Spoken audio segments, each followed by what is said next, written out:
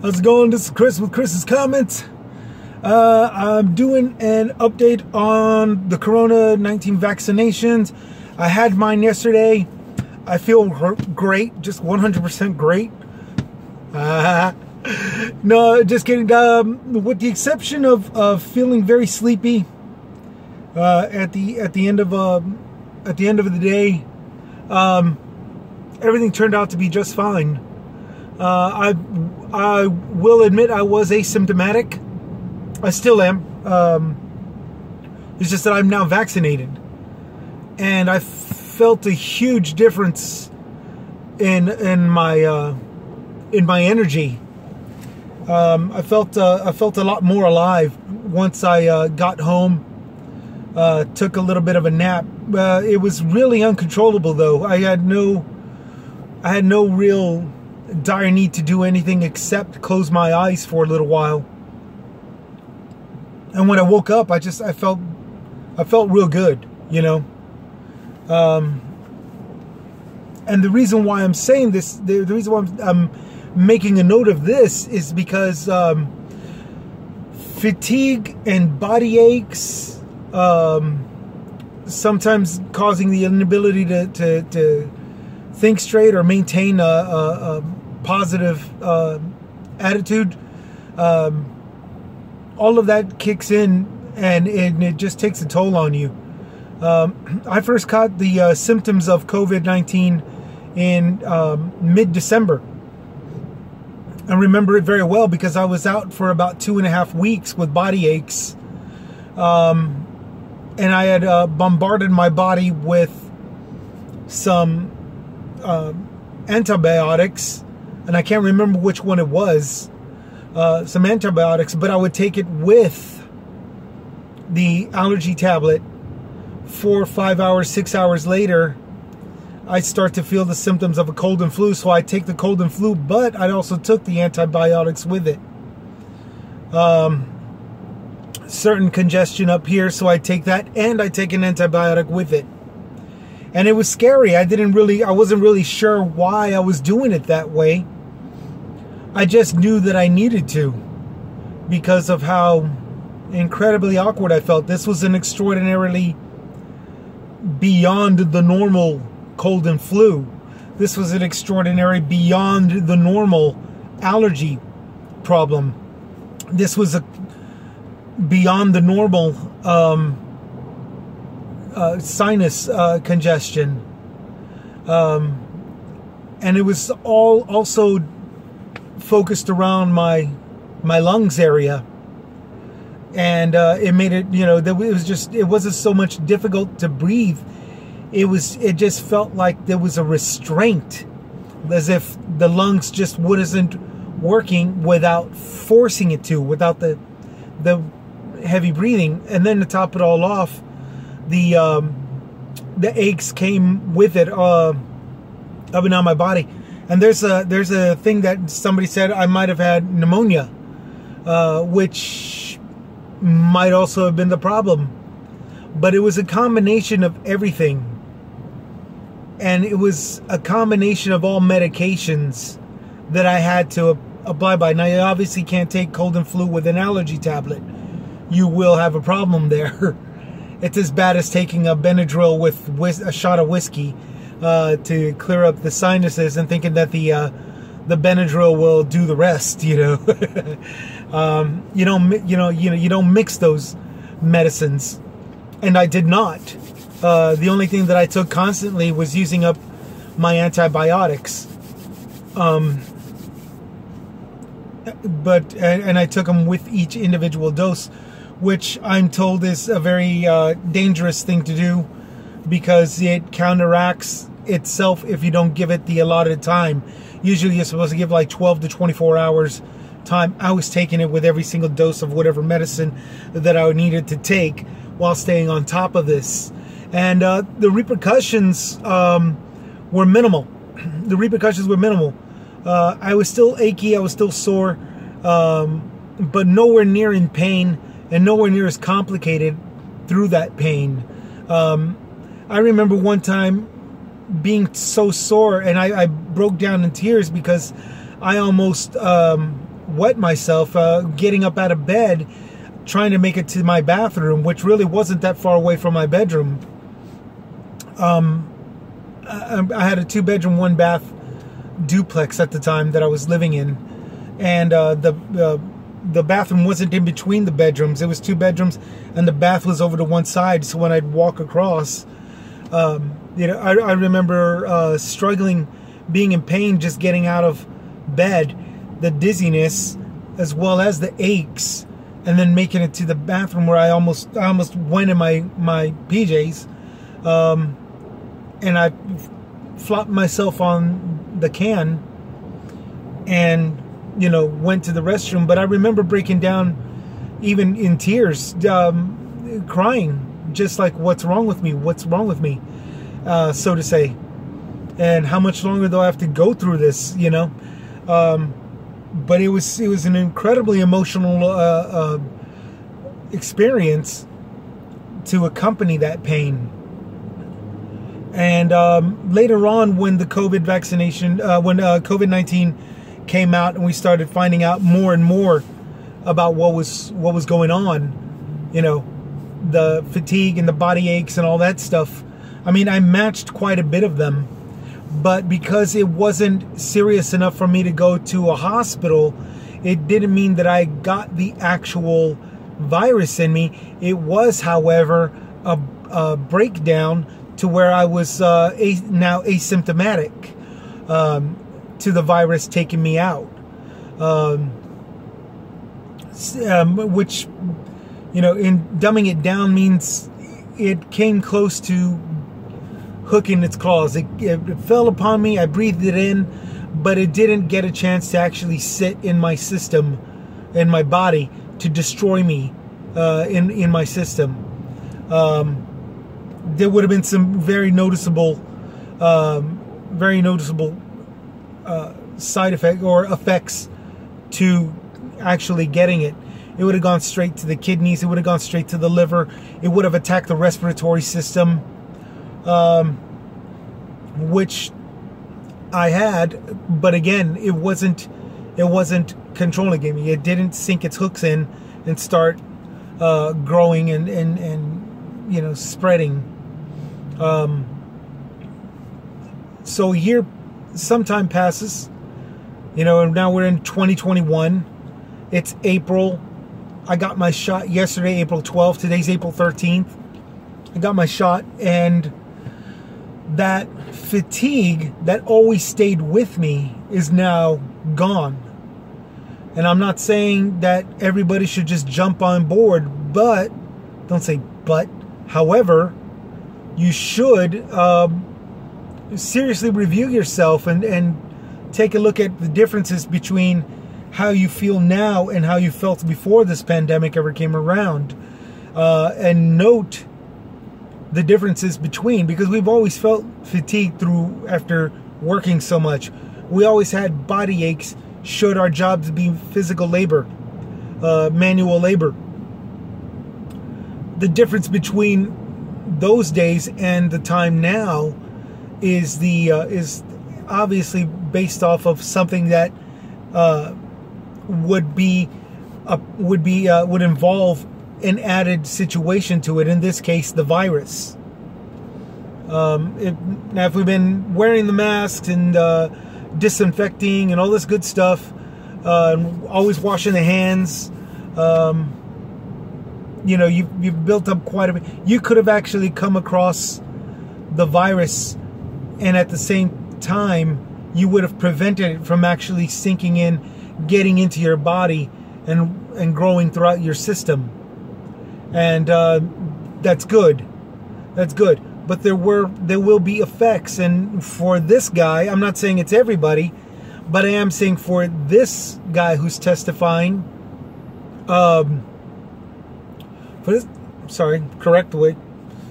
testifying, the fatigue part really took place into this. The body aches occasionally, but they were manageable. And that was pretty much it. What I also had noticed, and I'm kind of wondering if I should expect this before the pandemic, I always caught a sinus infection. I was always getting sinus infections from the year 2013 or 14 till 2020. I was always getting sinus infections. I was always in need of an allergy shot, you know, or at least the antibiotics if no allergy shots were available. 2019, when I got those symptoms, when I became asymptomatic, the air sacs here, I hardly ever had any problems with allergies the same way ever again. And in 2020, during the pandemic, when mostly because we were staying indoors, but I wasn't always indoors, and I was still nowhere near having the problems of allergies as I was before the pandemic. Well, now I've got my shot, and if that virus or anything resembling the virus that is now dying in me actually goes away, I'm quite curious as to whether or not I would be having some allergy problems all over again. And it's spring, and there's a lot of allergens. There's a lot of tree pollen in particular where I'm currently living. I have my car parked under an oak tree. It's a very old and ginormous oak tree. And the past few weeks, it's been pollinating like nobody's business. And there's a lot of it still lying around in the ground and on the streets and on the sides and, you know, and all this good stuff. You know, so I'm quite curious as to whether or not I'm going to be going back to the original stasis. I'll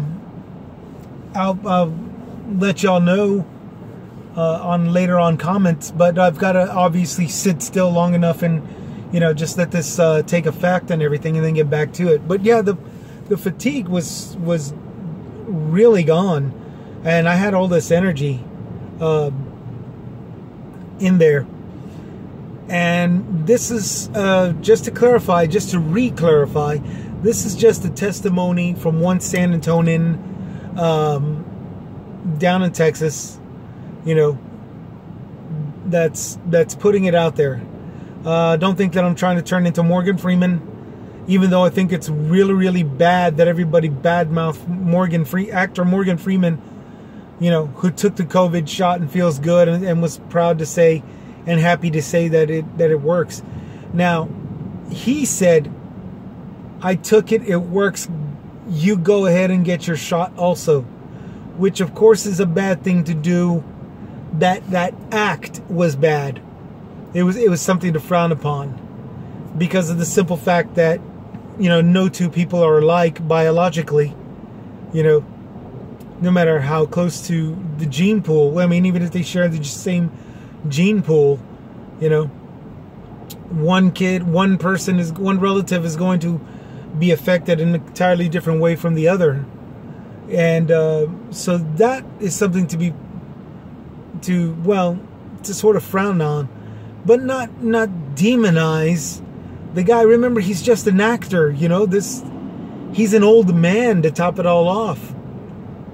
You know how senior citizens are. They have to have an opinion, and they have to be an influence, and they have to feel important and all that. Now, I'm not a senior citizen. I throw these comments out there, but there's a reason. It's not because I'm a senior citizen that needs to feel important. It's because I'm noticing the two extreme viewpoints about how everything is all hell, gone to hell, and all this other stuff, and nobody's really saying anything on our level, you know. Common sense on common ground. So again, I mean, it was really bad to look down upon him for saying that. He was just being a typical guy. He is just a typical guy. You gotta give him some slack. Please cut me some slack. I noticed that a lot of you out there, the majority, whoever says something is throwing your own personal anguish in there or is just going way off topic, or just reciting nothing but rhetoric. If you go to my comments, I don't know if you can see it out there, but if you go to the comment section, you're going to see a couple of smiley faces and a couple of advertisements to singles clubs. And that's about it. Everybody else keeps getting blocked. I'm not in charge of the community guidelines, people. This is a YouTube community guidelines policy. You don't get offensive. You don't start waging, flinging accusations, and you don't mudsling people, okay? You gotta be cool. There's a lot of comments that I can't even read because it's already been removed whenever at the end of the day when I come home from work. You know, so I mean, just be cool, people. Stay on topic, please. And you know, just, you know, stay within the guidelines, please. So that's pretty much it right there. I've said a little bit more. I tried to cover a bunch of bases, but I'm thinking, screw it. I'm just going to go ahead and stick to the subject and a few things concerning this subject. Be careful out there. Be cautious. The one that I got was the one-time shot Johnson & Johnson vaccination, which leads me to the current situation that's going on with it. Today is April 13th. I took my shot yesterday, April 12th. But it turns out as far back as April 10th or 7th, I think, some people had to not take it, or the vaccination had to be put on hold because some people were getting blood clots. Now, these are mostly women, okay?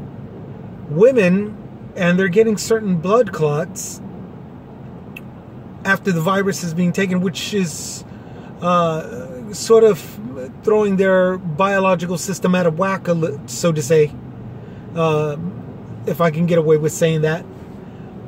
And that's a small problem. And the scientists don't really know who's next and how to prevent certain women from getting this, because currently these are different women of different races, different ethnicities, as well as different ages, ranging from 18 to 43, I think, or 45. So, I mean, it generalizes it at least, but at the same time, it's still just as mysterious as the woman is, you know. Yeah, the vaccination worked great on this guy, but several women out there, and it just just sort of did this topsy-turvy thing. And again, it was out of a small number of women, out of a large crowd of women, out of a large group. I can't remember the amount of people, but it's so far since the vaccinations have been deployed to everybody since that time. Now that's a lot of people. I went to the place. I had an appointment, and the line was long. It was at a shopping center, and the clinic was in the middle of it, and the line went all the way to the end of the shopping center. So it was pretty big out there. Despite the fact that I had an appointment, I still had to get in line. And they said the only thing about getting the appointment is that at least it ensures that you're going to get the shot, as opposed to the rest of the people who are walk-ins. They might not get it. So it was a trip. It was a big trip. And they asked, you know, how many of you in line had an appointment? All of us raised our hands. She did a count, went inside, and said, okay, everything's still a go. And so we all kind of breathed a sigh of relief, because I really didn't want to be one of those guys that said, okay, all those of you with an appointment, come over in this line while watching everybody else. It's particularly those that were in front of me, you know, particularly those that were in front of me. It was a long ass line. It was a half a football field long. You know, how many of them would have actually had to have stayed in line while the rest of us got to go up? It would have been a little disheartening to see. But that's the spiel right there. Everybody out there, stay safe, be good, be careful, know your body, know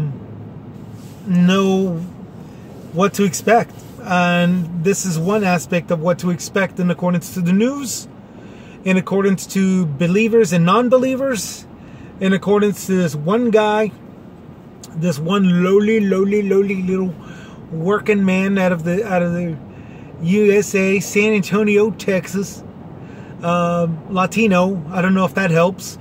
In his upper 40s.